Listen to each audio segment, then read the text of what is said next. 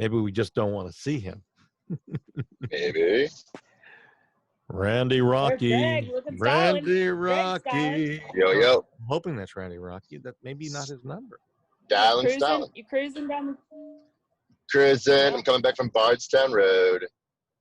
Let's call him. Good old Bardstown Awesome. Road. I don't know I who had that a, 7228 number A is. nice day out. Oh, it's gorgeous. I had a Yeah. Who's little the job on Sherwood 722? I believe that's probably Ra- Randy. me. There he is. That is you? Okay. Yep, All right, put your video on, can you? I am. Or do we want to not see you? Yes, sir. Uh-huh. No, you. What Let's number is see. that? I've Oh, never okay. seen that number. I We just do want that dial you. in. It makes it Oh, where it's really That's what it clean. is. Okay, good. Mhm. Well, put It's your wonderful. video up, brother. Yes, sir. Yeah. All right, let's get rolling. We got a lot to go over in today's show. And if you're watching us right now, you're watching us on our feed, which is coming to you courtesy of YouTube. So, Cool.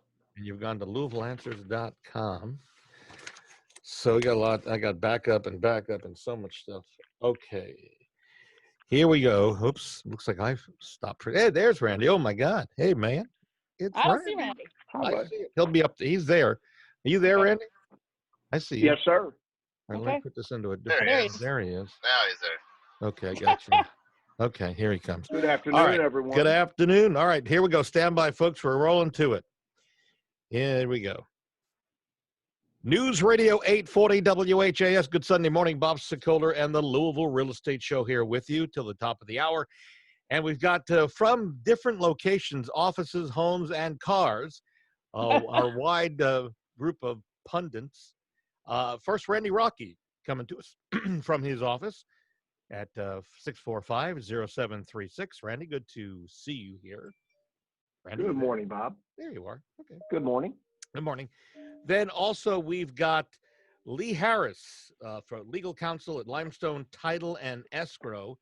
And we should point out that Lee was under the weather last week. Kevin filled in for Lee. And this week, Kevin's spending time with his new grandbaby. So Lee's filling in for Kevin. Good to have you Yeah. here, Lee. Thank you. Thanks for having me. And also from the car, because Greg's busy working even on this Sunday morning. My son Greg, who does our marketing, photography, and so much more. Good to see you there. He's Good also to see you. he's also a very happy camper because he got his new Mac editing system. Which one did you get? The Mac Pro. No, I know that, but you decked it out. We won't go into tech, but Yeah. he It's decked tech, it out. tech, He's tech. excited It's all about for the it's all for the clients to make That's it. make the process faster, better, stronger, all that good Yep. stuff. You got it. And you can reach me because we're desperately looking for homes every week. If you got one that you're thinking about selling, please call me 376-5483. That's 376-5483. Well, certainly the elections continues to be something of a mind-boggling event.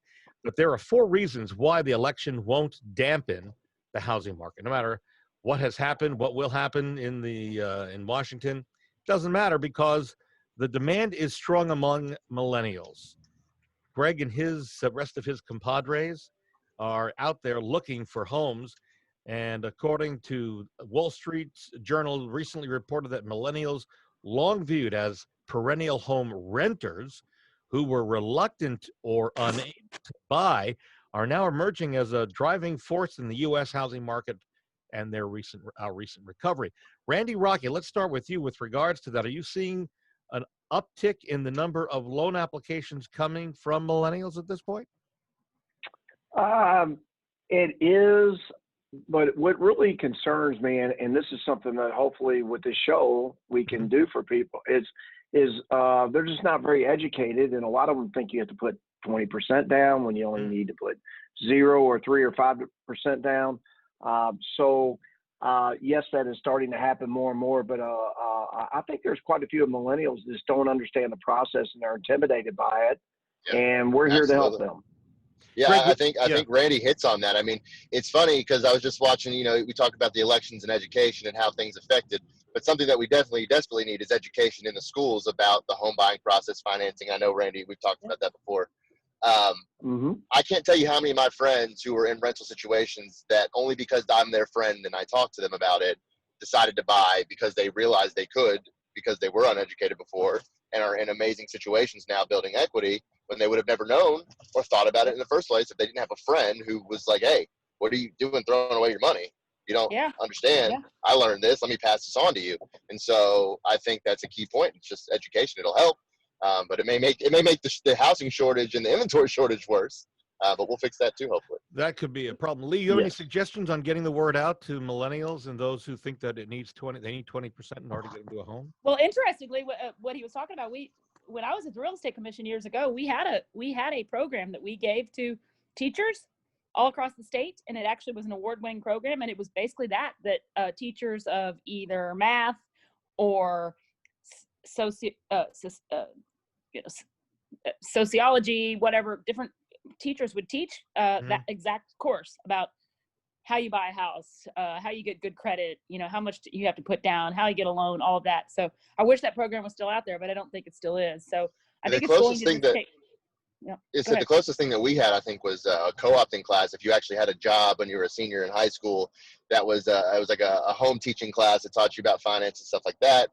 Aside from your general gen ed classes that really just kind of touch on it, but don't really give you those life skills. And that's a whole nother conversation for another show. But I think Lee's right on top. Well, we have a. Go ahead. I was just going to say, I think it's Greg's way, word of mouth with your friends, radio show. People who listen to the show and say, "Hey, wow, I didn't know. I thought I had to have 20% down, and now I already have 5% saved up, so I can get a house now." And just all of us that are in industry passing that along. The parents, the friends, the coworkers of these millennials. You let them know for sure. Especially the audience of this generation has a lot of kids that are millennials, I'm sure. And speak the word. Let them know. Tell them to reach out to us. We'll help them see what they can do with their money and help build equity and generational wealth and all the stuff we talk about here, and start young. So let's move on, because there are 4 reasons. The first one, as we just discussed, is demand for strong among millennials. The second is the mortgage rates are historically low, and all-time low interest rates are also driving demand across all generations. Randy is coming in and out of us. Are you still there, Randy? I see you're. Yes. Yeah. So let's talk about mortgage rates, where they stand and where they were even just a year ago. Well, they're about in the low 3s APR. So and the thing is they're about 3/4 of a point lower than last year. So that's driven up the pricing of houses, as well as inventory. And on the last point, we have a home buyer brochure, or we can do it digitally. We can send through you guys. So if you reach out to Bob, we can do that as well. It's 9 steps on buying a home. It's very well done. So, but yeah, that's where, to answer your question about interest rates, they're incredible right now. By the way, your video disappeared. If you want to see the replay of this show on YouTube, you can go to LouisvilleAnswers.com to see that. That's LouisvilleAnswers.com. From Bob, go ahead. Say, Bob, to tie that back into to your first point with millennials, is that for my instance, bought a house 2 years ago, had a higher interest rate in the 4s. Everything happened, prices went up, interest rates went low. We were able to get into a much larger house, and my mortgage payment is the same because our interest rate dropped so much lower. Which is and that's driving housing.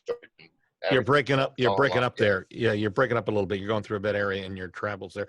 Just FYI. So what Randy was talking about in terms of increased demand because of the interest rates going down, more and more people are out there driving prices up because there's such a buyer glut and shortage of homes. So it's the old buyer demand forecast. The more you have of buyers, the higher the price can be raised on the purchase of, in this case, a home. Of course, we still have, they have to pass the appraisal point, which may or may not happen, but you could see it does help in terms of driving prices up.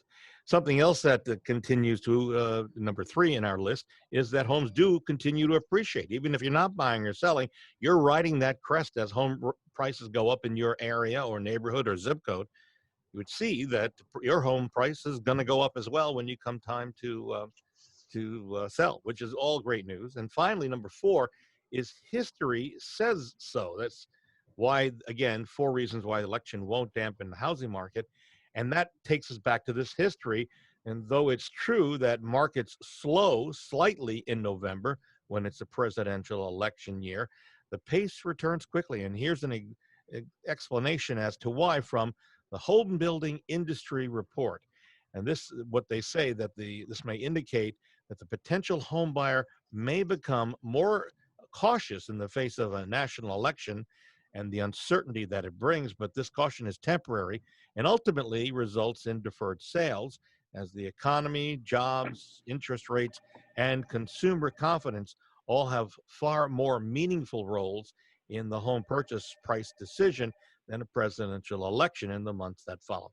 So all of this is good news. The bottom line is there's no doubt that this is one of the most important presidential elections in our nation's history that we've just gone through, and we'll continue to monitor how it affects real estate throughout the Louisville area. Moving forward now is we come to a story I brought up last week and wanted to revisit it again. Lee, you weren't here, but I'm just going to recap it because Greg will remember this, Randy will remember this, and that is we made national and international headlines with a 3D tour of a home that is here in Louisville because of, well, the condition that it was photographed in. And right. Louisville was in the national news. We weren't. No, not not us, right. the Sokoler team. Yeah. No, but we as the city of Louisville. And if you do a Google search, just do a 3D tour. Lee, have you heard about this? Because I know you weren't with us last week, but this was. I have not. No. The address has the color of the boys or Lexington basketball team in the address. That's a hint. There's a little teaser. Yeah. Okay. So we're not going into the details of the address, but I listened to the show back in my head, and I said, we missed an important point. We talked about how this 3D tour was drawing the attention of a lot of people around the world.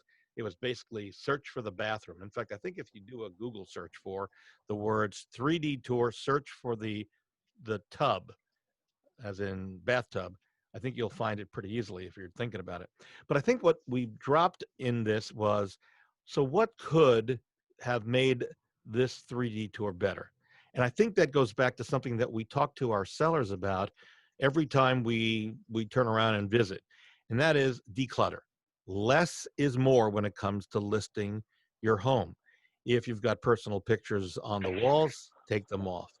If you've got a lot of things sitting on top of your countertops or dresser, remove them, store them, put them in boxes, and put them in storage or in the middle of the garage, going down the garage so you don't hide the walls.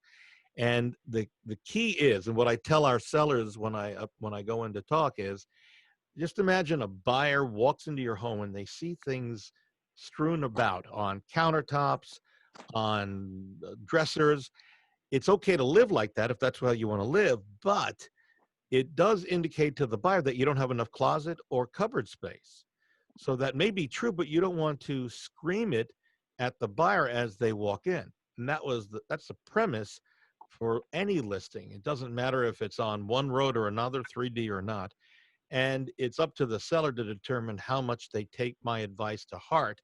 We'll list it no matter what, but the bottom line is, I think, is we have a really good track record of selling homes quickly and for more money, and the way we accomplish it is by staging properly, and this is the first step for staging. So I think this house, they can do this as a follow-up. They need in this case, I'll say as a photographer that they see this. We see this a lot where sometimes there's nothing you can do unless the actual agent's going to come in with a crew, and it could have been an estate sale, it could have been a lot of things, and they just had it part of their marketing. So we'll hope that was the case. But in practice, what Bob says is absolutely the key. Starting with decluttering, cleaning, walking into a fresh space, it does a lot for the psychology in the long run than seeing clutter, obviously. Yep. Absolutely. We're going to take a break. When we come back, 10 tips for successfully selling your house in the fall and winter. We'll get the input from Randy Rocky over at Swan Financial, 645-0736. Also, Lee Harris, who is in for Kevin Dissler. Lee is easily reachable over at Limestone Title and Escrow, 649-7964. By the way, you may have heard Lee allude to the fact that she was the main real estate attorney for the Louisville of the Kentucky Real Estate Commission years ago and did a great job. I remember calling her for advice on a regular basis. Absolutely fabulous. Thank you. And then my son Greg does our marketing and so much more. And you can reach me on my cell phone anytime. We are looking for homes to list, and we can help you with our buyer's agents, 376-5483. Incidentally, if you want to see what sellers are saying about us, head to LouisvilleSellersTalk.com, or if you want to read about it, go to LouisvilleZillow.com. We're back in a moment on News Radio 840 WHAS. News Radio 840 WHAS, Bob Sokoler and the Louisville Real Estate Show. Thank you very much, Barbara Corcoran. In just a moment, 10 tips for successfully selling your house in the fall and winter. Yes, they do sell year-round, not as fast as in the summer and the spring, but they do sell. Here with us to talk about this, Randy Rocky, Swan Financial, 6450736. They are fabulous when it comes to getting loans through and get you closed. And helping to close those loans are Lee Harris over and her team at legal counsel over at Limestone Title and Escrow. And you can reach Lee at 649-7964. And of course, my son Greg does our marketing and photography and so much more. And you reach me anytime, Bob Sokoler, 376-5483. So, Randy, how much slower is the market for you come the fall and winter? So this time into winter, how slow does it become for you in a normal year? Usually it drops about 30%. It usually starts first of mid-October, and that does not happen yet. So I don't know what's going to happen this winter. Do we agree that COVID has pushed the selling season forward in the year? I agree. Yes, absolutely. I agree 100%, actually. Yes. Yeah, I think that's what we're seeing. Lee Harris, let's talk with you about how does the season look for you in the fall and winter? How slow is it over at Limestone compared to the rest of the year? It's not slow at all. And I would not have predicted that 6 months ago, 7 months ago, but it has not slowed down at all. Houses are still selling, as you said, and people are still closing. And I don't really see an end of that in sight. So that's good. That's good for sellers, buyers. Yeah, the good news is that if you're thinking about selling your home, don't think because we're in fall or winter you can't. So some things to concentrate on. I'm going to go through these fairly quickly. One is to focus on the furnace. When potential buyers walk through the home, it should feel welcoming, also toasty warm. Do not drop the temperature down in cold weather months, because buyers, first thing they're going to think maybe something's wrong with the furnace, but also they want to feel warm and comfy when they walk into the house. Also, with the cooler temperatures or fall make fireplaces especially attractive to potential home buyers. So you may want to think about lighting a fire, whether it's gas or wood, to when you've got a showing. But also, if you haven't used it, or if you're concerned, I would always call a chimney sweep once a year or more or less, to inspect the chimney to make sure that it's in working order. Also, decorate your front door with a tasteful wreath made from fall leaves or pine cones. Basically, dress it up. But here is another suggestion. If you're going to do that, don't put the decorations up if you're having photography done for your house. Wait until you do it or take it off and then do it. Greg, you want to explain why? Yeah, first off, you want the pictures to be able to last throughout the seasons, but you don't want that to kind of clutter up the space. It might be somebody might not celebrate the seasons. There's plenty of reasons as to why you just want to keep it as neutral and clean as possible. But neutral and clean and open is the name of the game. And extending the life of the pictures. So if your house is on the market, that's what I'm saying. It's got to last through the seasons. Right. Yeah. So if it's dressed for Halloween and the pictures are shot now, if it hasn't sold in January, just one look at the pictures, the buyer's going to go, oh, this has been on the market for a long time. What's going on here? So just remove them and then put them back in place after the photography is done and leave them there for showings. No problem about that. You also want to make your glass glisten. In other words, the streaky windows, dirt on the windows, take some cleaning tools to it and make them spotless, because they look a lot better, let more light in when you got a showing. Keep it light. Keep the colors light. If you're painting, make them light. Also keep drapes open, blinds open, so you've got light coming in. A gentle waft of cinnamon or hot cider will appeal to buyers and their senses as they walk through your home. So don't be afraid to bake a batch of muffins or put a bowl of clove-scented potpourri before showing out. Potpourri. I muffins. Okay, potpourri. You gotta be careful, Yeah. especially if it seems like you're covering up a smell. Be very careful. Try to take care of that smell before you make something nice, because you don't like that. That mix of like cat pee and muffins. It's probably worse than just cat pee. Yeah. True. Don't leave leaves in the viewing site of any buyers. And I don't know about you, Randy, if you've ever raked any leaves. I don't know about you, Lee, but I just did some raking this past week. In a matter of hours, leaves had fallen back down again. So that was a problem for sure. Then bring autumn indoors. Don't limit seasonal decor to your home's exterior. Incorporate colors, spirit of fall in your living spaces where potential buyers will appreciate the homey touches. Market with summer images. One requires a bit of advanced planning, but try not to let your real estate agent use photos taken when the trees are bare and the lawn is dry and brown. So what I would tell you is, if you are planning, and we do this with a lot of our clients, if you're planning on selling in the next couple of months or during the winter, have your agent out to shoot photography now while we still have some green grass and some tree leaves left, though they're disappearing quickly. And then you'll have those when you list the house on the market. And then, of course, you want to extend the landscaping, make sure that you've got everything looking perfect for even when the wintertime comes and the leaves have fallen and we have what we call a winter look to our homes. So those are some of the suggestions. Listen, I still make them look really pretty in the wintertime. And honestly, some houses in the summertime, on the contrary, have so much foliage. If there's trees in front, you can't see the home. So it depends on your home and the location and all that stuff. But yes, in general, you want things green and colorful. We're moving on. And I don't know if Randy or Lee or Greg, if you've ever done this. I know actually Greg has, so I can pretty much imagine. Have you ever looked up on Google to see what your house looks like where you're living? Have you punched in the address looking for a Google view? Yes. I have. Have you? Yes. Yeah. So there are a lot of people who are a bit concerned about allowing privacy.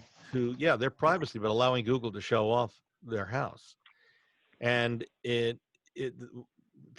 we have a lot of people in our city who are just really concerned about privacy. There's no two ways about it. But you can get Google to remove your address. Did you know that, Randy? Lee? No, I did I not. no idea until you sent the article. Yeah, I sent the article out for all of you to review. Go to Google Maps, type in your home address, activate Street View by dragging the little human-shaped icon in the bottom right-hand corner of the screen to the blue line in front of your house. And when your house is in view, click Report a Problem in the black bar at the bottom of the right screen. This will open a new page, move the red box around and your home, and under the question, what would you like to blur, select My Home. When you select My Home, a box will pop up underneath that requires you to add more information about why you want to blur your home, and then hit Submit. If you want more details on this, I'm more than happy to send these directions out to you. Send me an email, bob@wesellouisville.com, and then just write hide Google or something like that. That will let me know, and I'll send some information back out to you. Have you guys thought about that at all in terms of removing? No, I did not. I'm sending you the instructions right now. I wanted to remove my home. You want to put a request in? Yeah, Send the request. I'll send it to you. Yeah. Lee, let me ask you a question. So we had a request come in from one of the sellers in the city. They've got a multifamily location, and one of the renters is creating a bit of a problem, not allowing showings.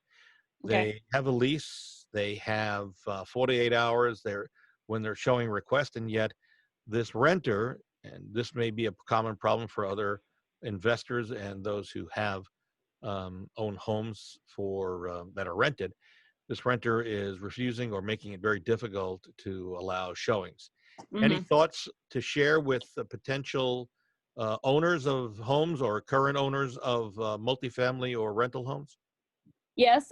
If you're in Jefferson County or any of the major larger counties in Kentucky, then you're under the Uniform Residential Landlord Tenant Act, which is a very specific statute that governs how landlords and tenants deal with each other. And one of those things is if you want to be able to access that property as the landlord, and that's for showings or for some kind of non-emergency repairs or anything like that, as long as you get them 48 hours written notice, then you have the right to go in there. And what if they change the lock on you, or if they don't allow the buyer agent and the potential buyer in? Yeah, I mean, I think at that point you're going to have to go. I mean, right now, I guess the courts have opened up a little bit. They're not totally open, but at that point, if they're doing that, if they're obstructing you, then they're breaking the Landlord Tenant Act, and that could be, from a tenant's perspective, you could be costing your landlord money. If they can't sell their property because of you, or if they can't get to some repair because of you, you're looking at monetary damages, and so you probably don't want to do that. It's in the law; they're allowed to do it. It's their property. They have to give you the written notice, but at that point, the courts are gonna have to intervene and say, you can't do that. You got to let them in with 48 hours written notice. Do you hire an attorney to then take it one step further if that becomes the issue, or is there some other step that you could do? Hire an attorney or file, on your own as a landlord if you own the property yourself, or if you have a property manager, they can file for you. But yeah, that's not a really good idea on the part of a tenant, because that could lead to a lot of liability on their part. And what some tenants will do, obviously, if they don't want their landlord to sell their property, it could be a huge mess when you walk in there, right? Yeah. They just make it a mess so that nobody wants to buy it. But yeah, it is in the law, and you can go in. You're not, after you've given that 48 hours notice, you're allowed to go in. And they're really not supposed to change the locks on your property without your permission. That's also a violation. Yeah. Got it. We seem to have lost Randy Rocky. Maybe he'll try to get back in again, because we were going to talk about down payment assistance programs. We started off at the beginning of the show about how a lot of people, millennials, Greg was, I think he's trying to get in now. Millennials are really helping to fuel the number of homes that are being sought after. Randy, if you're there. Can you hear me, Bob? I got you. Yeah. So let's talk about down payment assistance programs and how they're not only for first-time home buyers, because I think it's important in the last couple of minutes of the show for anybody who's got kids who are listening to the show, or kids who themselves who are listening, millennials and the like, or relatives. What can these down payment assistance programs do for home buyers? So, we have a whole plethora of products, 0% down. It also comes with a tax credit if you make under $76,000. So the first 25% of interest every year, no matter what you make after you close the loan, you can make above $76,000, goes back dollar for dollar in your pocket. It creates $20,000 to $40,000 worth of extra tax incentives over the life of the purchase, which is incredible. And again, we have everything from zero money down to 3%, 3.5%, 5%, on up, obviously, to whatever you choose to put as far as a down payment. I think the first step is for them to contact you or any other mortgage lender, but to find out what programs are available, because I think this will help pave the way to home ownership among the folks who are younger, who have the potential to go ahead and, boy, my timer just went off. Hang on, guys. Let's figure out why this is doing that. Okay. I think this will help pave the way for anyone who wants to get into buying a home. This will open a door for them. Don't you agree? I agree. Absolutely. And I can't emphasize enough how wonderful the tax credit is as well. So usually right now what's happening is when they buy the home, they're paying less than they are for rent. And not only that, then they get the tax incentive. So in a lot of situations, so now they even have enough money to cover the repairs and pay what they are for rent, or even a little bit less, or maybe a little more. It's just a great time to buy right now. And they're building equity all along for themselves and their family. No question about it. Yeah. Yes. It's great. Home ownership continues to be one of the best things you can do with your life, because it helps build the money and it helps you down the road every year. We're out of time. Our thanks to Randy Rocky, Swan Financial, 645-0736. Lee Harris. Thank you, Bob. Thank you at Swan Financial. Lee Harris, Legal Counsel, Limestone Title and Escrow, 649-7964. Lee was in for Kevin Dissler, who is spending the weekend with his new grandbaby over at Pitt. Thank you for having me. Thank you, Lee. You can reach Kevin as well at 895-9900. My son, Greg, who's been out even early this morning working on some of the homes that we work with to make sure they are ready to go and sell. We appreciate that, Greg, who does our photography and so much more in marketing. You take Always care. a pleasure. And you can reach me anytime. Anytime. Weeknights, weekdays, evenings, weekends. I'm here. 376-5483. We're out of time. See you next Sunday on News Radio 840 WHAS. Bye-bye. All right, guys, we've got a lot in there. All right, Randy, take care. Lee, feel better. I hope you do well. Let me know if you need anything. Absolutely. Greg, Thanks a lot. you got it. I'll see you next couple of nights. Okay, guys. Yep. Take care. Okay. Take care. Bye, guys. Bye, See you guys. guys. Bye-bye. Okay.